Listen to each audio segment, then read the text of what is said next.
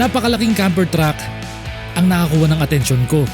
Alamin natin kung ano ang nasa loob nito. Pupunta din tayo sa Kagsawa Ruins at ano ang kwento sa likod nito. Hoy. Kilabot. Pakita ko sa inyo. Tignan din natin ang pinag-uusapan na City of Lights sa Maynaga City. Ilan lang yan sa mga destinasyon natin dito sa Bicol Region. Ayun na, may dumating na camper truck. Grabe naman tong camper truck na to. Ano po yan? Akala ko. Aba, ang laki eh. Akala ko. Alam mo kung saan inspired to? Ang laki oh. Tignan nyo ako. Ayan ako, napakalaki. May side awning. Grabe naman to. Oh.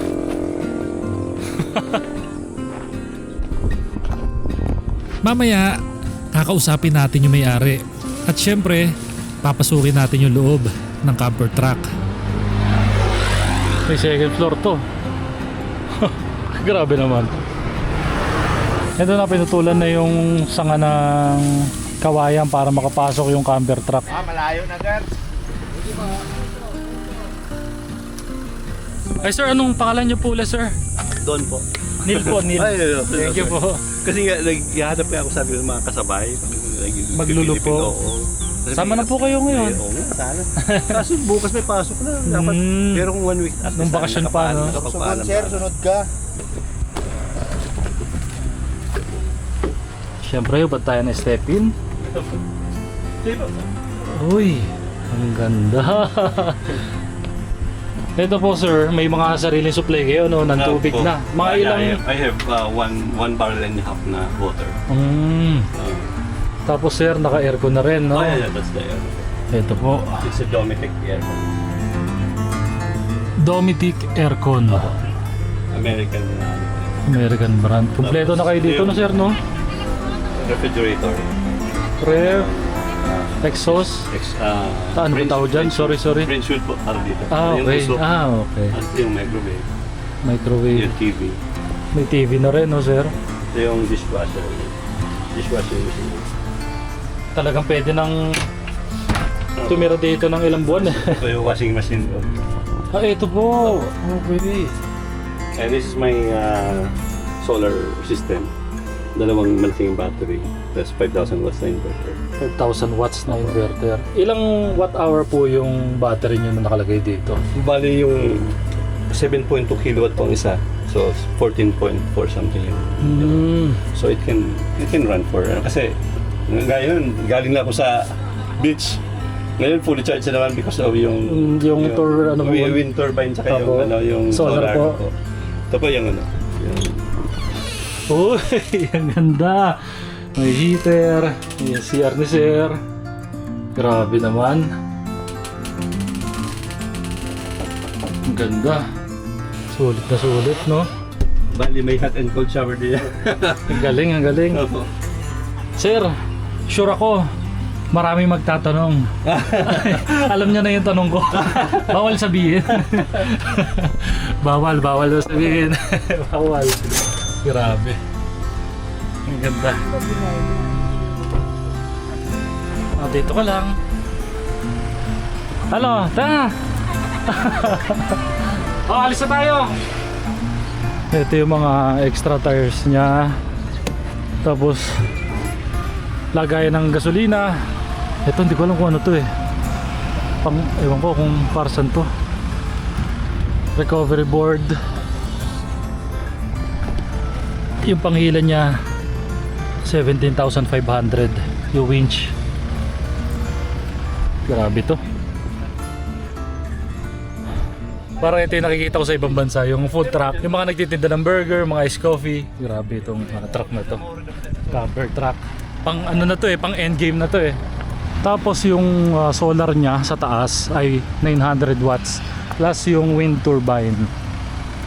Grabe oh, laki. Naliit yung mga katabing sasakyan, no? Mula sa modernong bahay na may gulong, bumalik naman tayo sa isang lugar na mahigit 200 taong nang nakatayo. Ngayon, nandito kami sa Kagsawa Ruins. Ito yung bell tower mataas to na gawa nga ng pagsabog ng Mayon nung unang panahon ay eto simbahan na to ay lumubog. Ang natira na lang yung mismong bell, yung bell tower nila. Ngayon try natin pasukin, di ko alam kung pwede pasukin to eh. Ang nasa ilalim ng lupa na to ay yung kabuuan ng simbahan. Tapos marami ring mga bahay na nilamon, nalubog sa lahar. Pero ngayon ay naging tourist spot na siya. Habang andito kami sa Kagsawa Ruins, mahirap isipin na dati ay isang buong bayan ang lugar na to. Kasi noong 1814, sumabog ang Bulkang Mayon. Isa sa pinakamalakas nitong pagputok. Maraming tao ang nagtungo sa simbahan para maghanap ng ligtas na masisilungan. Pero sa sobrang lakas ng pagsabog, nalibing ang malaking bahagi ng bayan at halos ang buong simbahan. Ito nga ang Kagsaga Ruins noong February 1, 1814. Ito yung pinaka maraming namatay nung sumabog itong Bulkang Mayon. Na-report to as record sa history, sa Philippine history na ito yung pinakamaraming namatay gawa ng pagsabog nitong Mayon Volcano. Ang bell tower na nakikita natin ngayon ay isa sa mga naiwang saksi sa trahedyang yun. Mahigit 200 taon na ang nakakalipas. Bigla ko lang naisip, milyon-milyon turista ang pumupunta dito para makita ang perpektong hugis ng Bulkang Mayon. Pero ang parehong bulkan na nagbibigay ng napakagandang tanawin ngayon, siya rin ang dahilan kung bakit nailibing ang buong bayan na to noon. Ayun nga, nung pagsabog nitong Mayon Volcano, sobrang bilis gumapang nung lava, nung lahar. Kaya maraming nadamay na mga tao, mga bahay na lumubog sa lahar. Ito nga Kagsaga Ruins ay naabandona noong February 1, 1814. Founder nga nitong Kagsaga Ruins ay yung mga Franciscan Orders na pumunta dito sa Pilipinas. Ito, lalapitan natin ngayon itong Kagsaga Ruins. Hindi ko alam kung pwede akitin sa pinakatuktok pero check natin. Ang laki niya. Isipin mo, nalubog itong tower lang. Ito nga yung isa sa mga gusto kong gawin, yung mga puntahan yung mga ganitong lugar. Yung may mga ambag sa history ng Pilipinas. Natutuwa lang ako na nakapunta tayo dito. Bawal magtapon ng basura. Bawal akyatin. Hoy. Kilabot. Pakita ko sa inyo.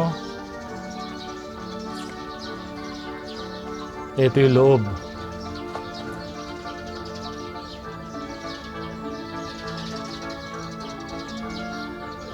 Sobrang dami ng pinagdaanan nitong Kagsaga Ruins.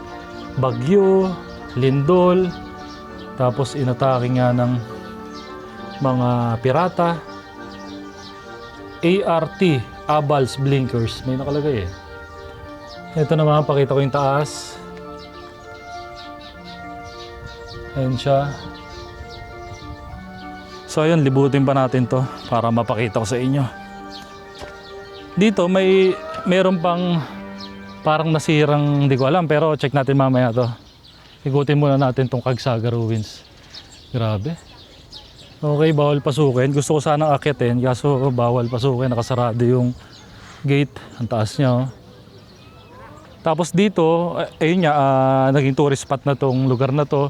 Yung gilid niya, marami na mga kainan, mga tindahan, at kung ano-ano pang mabibili. Ngayon, ito papakita ko sa inyo. Meron dito mga bato-bato na malalaki. Siguro ito ay part din ng simbahan na nagbaksakan na. Dito maganda na, banlilom. Lahat ng natatapakan natin dito ay tawag dito lahar. Then ikutin natin. Makikita mo yung mga bato kung gaano nakaluma, no? Grabe. Etong punong to, sobrang tanda na rin ito siguro. Kasabayan ito ng Kagsaga Ruins, tingin ko. Halata mo sa puno pag sobrang tanda na talaga eh, no? Siyempre, hindi kumpleto ang Bicol trip kung hindi namin matitikman ang chili ice cream. Medyo nagdududa pa nga ako kung bagay ba talaga yung sili sa ice cream. Chili ice cream. First time ko makatikim ng ice cream na maanghang. Ito daw yung level. Level 1. Ayan, hanggang pataas sa pataas. Ano tong flavor nito? Chili flavor na. Wala nang kahit ano. Puro siya. May level 6 kayo? Wow. 5 yun sa'yo? Sige, 5. Kasi hindi mo ramdam yun. Hindi ba ramdam yan? Pumunta ka ng Bicol kung level 1 Sige, 5. Sige, 5. So, level 5. Tikman natin ang Bicol. Ay, ang ice cream. Ang ice cream dito sa may Bicol. Ito na, ang nag-sponsor sa atin ngayon ay level 5 na ice cream. Tikman natin.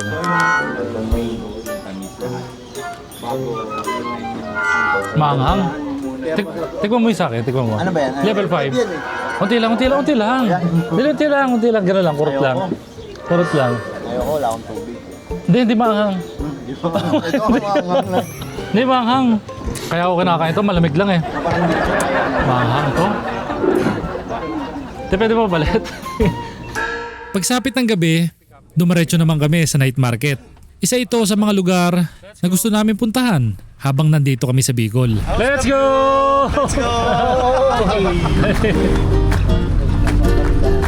So yun, nandito nga kami sa City of Lights sa may Naga City. Dito pala kita nyo yung City of Lights, kaya nga tinawag na na City of Lights. Bigyan mo ako advice, bro, sa channel.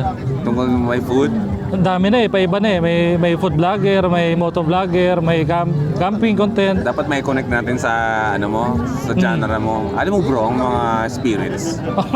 Spirits na naman. Kapag pupunta ka sa isang lugar, may sinatawag na atang.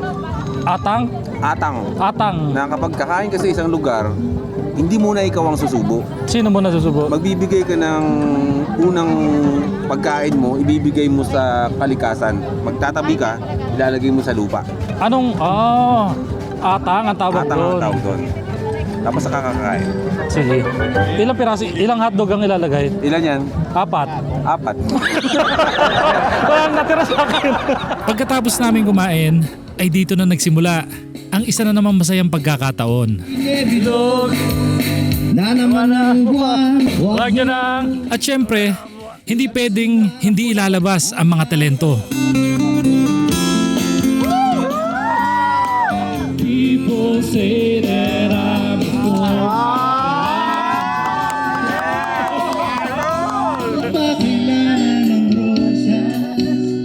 Basta't siya'y may puso.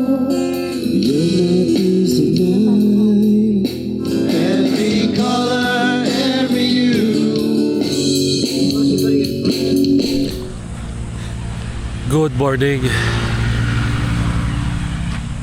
Yeah, magdalawamig dito. Ngayon ay papunta na kami ng Sorsogon. Hindi alam ang mangyayari.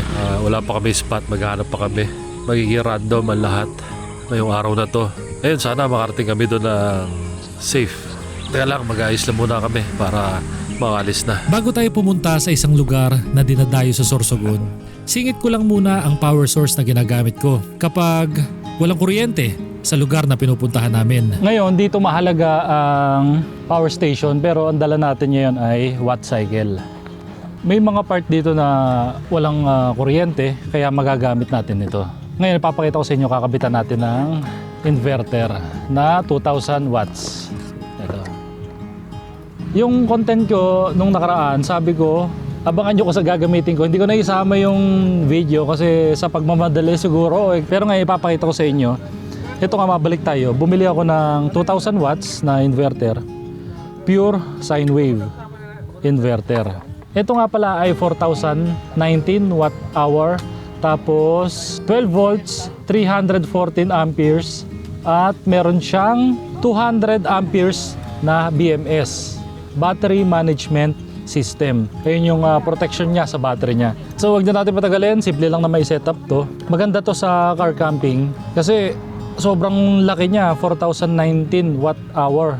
Marami kayong pwedeng i-charge dito, laptop, batteries, electric fan, rice cooker, at kung ano-ano pa. Ngayon, lagay muna natin yung mga wire. May kasama namang wire to, itong inverter kapag binili nyo. Ilagay ko na lang din itong link sa description. Kung trip nyo lang, kung matripan nyo lang umorder.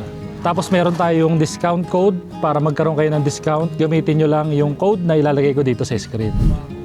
O kaya nasa description. Ang una nyo ikakabit ay yung negative. Yan, dito natin gagamitin itong mini Abitubo. Lagay natin itong cover. Wag nyong pagdidikitin itong negative positive. Halimbawa, wag na nagkaano kayo. Pag-ipit nyo, dumali dito sa positive. Kikislap yan. Kung sakali lang na bumili kayo nito, pwede nyo naman paggawa ng box o kaya i-fix nyo na lang itong inverter. Yan, okay na. So, i-on na natin itong inverter. Okay na, nakuha na. Ngayon, pwede na tayo magsaksak dyan. AC output, pati USB Type-C at USB Type-A. Ayun, okay na. Naikabit na namin yung Starlink para meron kaming internet dito. Tapos, na-try na rin yung electric fan. All goods. Tapos, kung ayun lang ang isasaksak nyo dito, laptop, ilaw, mga battery, cellphone, tapos itong Starlink o kaya portable Wi-Fi, sure ako na matagal malobat itong watt cycle na 4,019 watt hour. All goods. Tapos kung nangangamba kayo, kasi isa lang isaksakan niya, maglagay na lang kayo ng extension. Tapos kung gusto nyo na mas malakas na inverter, pili kayo ng mataas na wattage. Kasi itong sa akin ay 2,000 watts lang. So yun, ito lang ang trip namin dito. Mga nagsisetup na sila. Dito ang aming home base. Tatagal kami dito ng 3 days, 2 nights. Sa next episode ay pupuntahan naman natin ang mga magagandang spot sa Sorsogon City. Ganito lang siya kalalim, hanggang dibdib. Maraming salamat po sa panonood. Thank you, thank you.